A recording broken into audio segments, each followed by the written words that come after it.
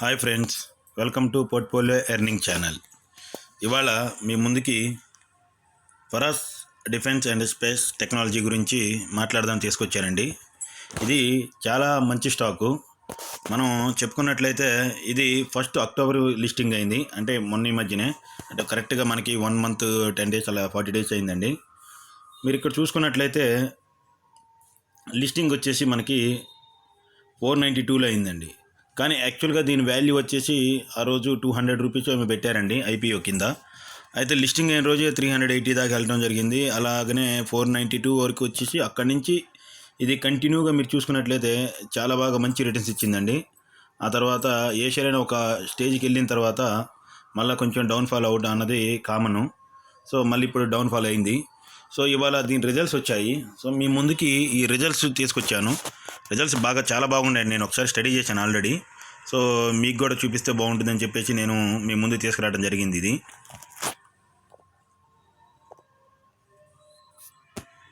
Chart Patny open చేశానండి. ఒకసారి మన రిజల్ట్ చూద్దాము. ఇక్కడ మనం చూసుకున్నట్లయితే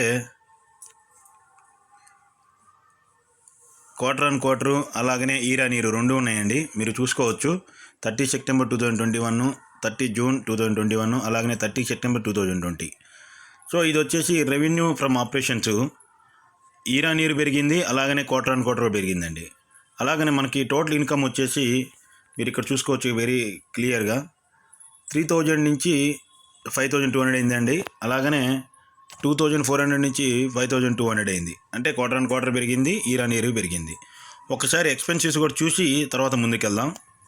ఇక్కడ మీరు చూసినట్లయితే టోటల్ ఎక్స్పెన్సివ్స్ 2500 నుంచి 4100 అయిందండి. అలాగే 2200 నుంచి 4100 అయింది. అంటే ఎక్స్పెన్సెస్ కూడా పెరిగాయండి.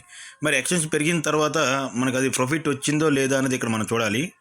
కిందకు వచ్చి చూస్తే profit and loss serial number 5 మీరు చూసుకోవచ్చండి. Profit and loss before tax ఇది. అలాగనే మనకి సీరియల్ నెంబర్ 7 చూసినట్టయితే profit and loss for the period of this month. మనం ఒక్కసారి ఇక్కడ చూసుకున్నట్లయితే 848 అండి. మీరు ఇక్కడ క్లియర్గా చూసుకోవచ్చు 848. లాస్ట్ ఇయర్ ఇదే క్వార్టర్కి 422 వచ్చింది. లాస్ట్ క్వార్టర్ 98 crores వచ్చింది. అలాగని ఇప్పుడు చూసుకున్నట్టయితే 848 crores వచ్చింది. అంటే చూశారు కదా, మనకి ఎక్స్పెన్సెస్ పెరిగినా సరే ఎంత బాగా రిటర్న్స్ ఇచ్చిందో, ఎంత బాగా ఇది గ్రో అవడం జరిగింది అంటే మనం ఇక్కడ చూసుకోవచ్చు. అలాగని మీరు ఒక్కసారి ఇక్కడ సీరియల్ నెంబర్ 12కి వచ్చినట్టయితే ఈపీఎస్ కూడా చూసుకోవచ్చు అండి. EPS year on year double అవడం జరిగింది. అంటే 1.48 నుంచి 2.73కి వచ్చింది. అలాగనే క్వార్టర్ ఆన్ క్వార్టర్ అయితే చాలా పెరిగిందండి. 0.32 నుంచి 2.73. సో రిజల్ట్స్ పరంగా ఇది చాలా బాగుందండి. కాకపోతే ఏంటంటే షేరు లిస్ట్ అయిన తర్వాత ఇది ఆల్మోస్ట్ ఒక 20% ఒక 200% ఇది ముందుకెళ్ళడం 300% ముందుకెళ్ళడం జరిగిందండి. సో నాకు తెలిసి కొంచెం కరెక్షన్ అయితే అయింది, ఒక 30% 40%. సో అది పెద్ద కరెక్షన్ ఏం కాదు. కాకపోతే రిజల్ట్స్ వచ్చిన తర్వాత ఇది మరి ఎలా మూవ్ అవుతుందనేది రేపు మండే చూడాలి మనం. కానీ నేనైతే నాకు రిజల్ట్స్ అయితే బాగా నచ్చాయండి. నేనైతే ఎస్ఐపి త్రూ దీన్ని ఇంకా నా పోర్ట్ఫోలియోలో చేరుద్దాం అనుకుంటున్నాను. మీరు కూడా ఒకసారి ఆలోచించి మీ ఫైనాన్షియల్ అడ్వైజర్ కన్సల్ట్ చేసి ఒకసారి మీరు కూడా పర్చేజ్ చేయడానికి ఆలోచించండి. షేర్ బాగుంది. ఒకసారి మన స్క్రీన్కి వెళ్ళి దీని గురించి పూర్తి చదువుదాము. ఇప్పుడు మనము స్క్రీన్లోకి వచ్చామండి. ఒకసారి చూద్దాము, అసలు దీని గురించి తెలుసుకుందాము. About Paras defence and space technology is an private sector company primarily engaged in the designing, developing, manufacturing and testing of variety of defense and space engineering products and solutions. The company caters to 4 major segments: defense and space optics, defense electronics, heavy engineering and electromagnetic pulse protection solutions. అంటే ఇది దీన్ని బట్టి నాకు అర్థమైంది ఏంటంటే ఇది డిఫెన్స్కి బాగా పనిచేస్తుందని అర్థం. డిఫెన్స్ అంటే ఆల్మోస్ట్ గవర్నమెంటే. అలాగనే heavy engineering, electromagnetic related equipments కూడా తయారు చేస్తుంది. సో ఇది చాలా మంచి కంపెనీ అండి. మనం ఒకసారి దీని పీర్ కంపారిజన్ చూసుకున్నట్లయితే మార్కెట్ క్యాపిటల్ వచ్చేసి 3000 crores. అంటే ఇది మనం చెప్పుకోవచ్చు ఇది చిన్నదే అని, మైక్రో క్యాప్ స్మాల్ క్యాప్ లాంటిది. ఒక్కసారి మీరు కరెంట్ ప్రైస్ చూసుకున్నట్టయితే 789, హై వచ్చేసి 1272. ఇందాకనే మనం మాట్లాడుకున్నాం కదండి. ఇది లిస్ట్ అయిన తర్వాత కంటిన్యూగా 1200 టచ్ అవ్వడం జరిగింది. ఆ తర్వాత కొంచెం ప్రాఫిట్ బుకింగ్ జరుగుతుంది ఇప్పుడు. సో 780 లైన్లో ఉందండి క్లోజింగ్ వచ్చేసి.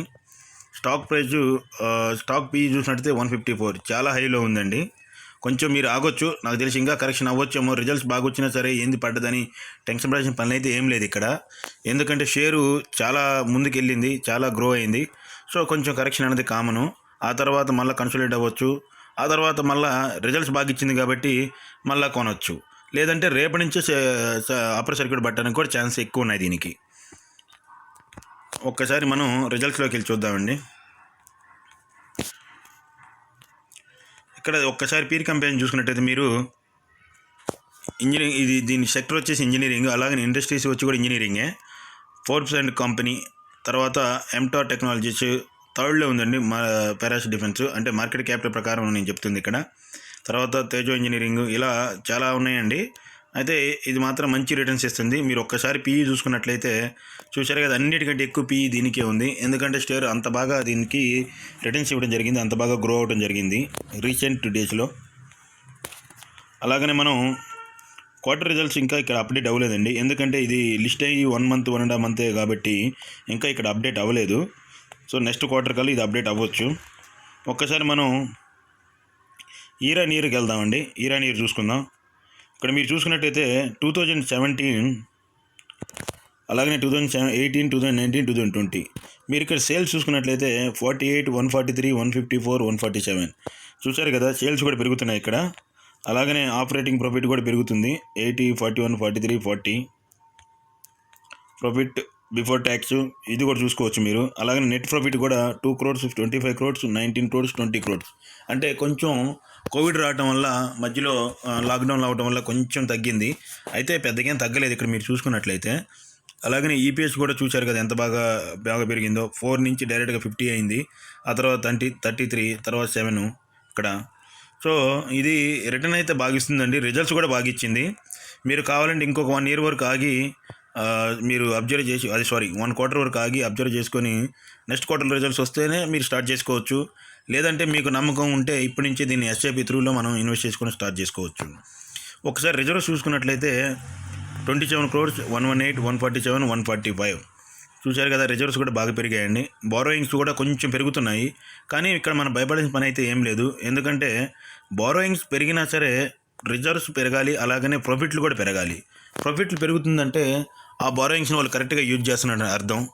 ఒకవేళ ప్రాఫిట్లు కనుక తగ్గుతున్నాయి అంటే, బారోయింగ్స్ పెరుగుతున్నాయి అంటే better exit from that company. నేను అంతే మీకు సజెషన్ ఇచ్చేది. ఆ కంపెనీ నుంచి మీరు ఎగ్జిట్ అవ్వచ్చు. బారోయింగ్స్ పెరిగి అలాగనే ప్రాఫిట్ గ్రోత్ కూడా పెరుగుతుందంటే వాళ్ళు దాన్ని కరెక్ట్గా యూటిలైజ్ చేస్తున్నారని అర్థం అండి ఆ బారోయింగ్స్ని. ఇక్కడ మనం ఒకసారి షేర్ హోల్డింగ్ ప్యాటర్న్ చూసుకున్నట్లయితే ప్రమోటర్స్ వచ్చేసి 58% హోల్డ్ చేస్తున్నారండి. అలాగనే ఇది ఎఫ్ఐఎస్ కూడా ఇన్వెస్ట్ చేస్తున్నారు దీంట్లో 4%. డిఎస్ కూడా 7.60 చేసి ఉన్నారు. అలాగనే పబ్లిక్ దగ్గర 29% ఉందండి. సో చూశారు కదా మీరు, నేను అంతా అనాలిసిస్ చేసి చెప్పాను మీకు. దీంట్లో మీరు డిసైడ్ చేసుకొని ఇన్వెస్ట్ చేయాలా లేదా అని దీన్ని ఇన్వెస్ట్ చేసుకోండి చూసి ఆలోచించి. నాకైతే ఇది బాగా అనిపిస్తుంది. నేను ఇంకా మండే నుంచో ట్యూస్డే నుంచో చూసి ఎస్ఐపి త్రూ నేను ఇన్వెస్ట్ చేద్దాం అనుకుంటున్నాను.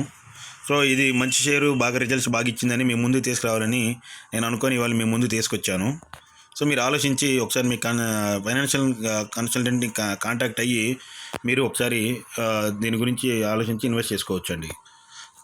Thanks for watching my channel. Please subscribe and share to your friends. జై హింద్.